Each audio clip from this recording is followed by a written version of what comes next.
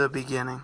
Christian churches and the Canadian government originally came up with the idea of a policy that was known as aggressive assimilation in 1880 that was eventually changed to the name residential schools. The residential schooling system was a system that was supposed to be responsible for education and caring of Aboriginal people, where they would ideally pass these ways on to their children. The goal of the residential schools was to integrate Aboriginal people into a Canadian society and diminish their traditions. The government felt that it would be a lot easier to mold children as opposed to adults. Residential schools were created with the assumption that Aboriginal culture wasn't going to be able to adapt to a new technological society. It was believed that Aboriginal children would have been more successful if they were assimilated into the mainstream Canadian society by learning Christianity and learning to speak English or French. School locations. Beginning with the establishment of 3 industrial schools in Saskatchewan in 1883, and throughout the next 5 years, the federal government and churches developed a system of residential schools expanding across the entire country. Most of the residential schools were in the 4 western provinces as well as the territories, but there were also significant numbers in northwestern Ontario and in northern Quebec.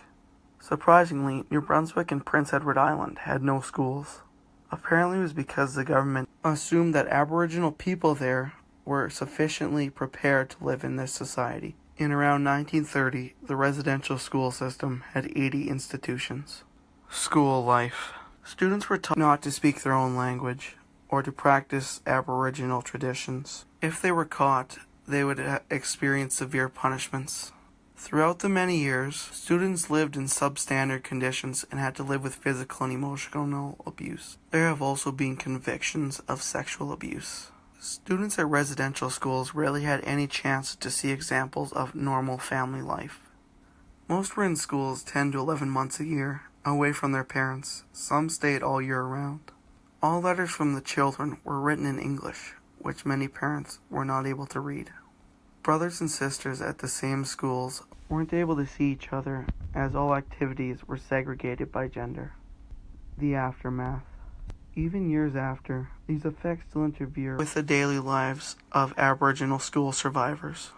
Children are taught to be ashamed only because they were Aboriginal. The healing process has been a very slow process. Many of the students who are still alive to this day are not able to love their children because of the anger they have stored inside themselves from living in the mandatory residential schooling system.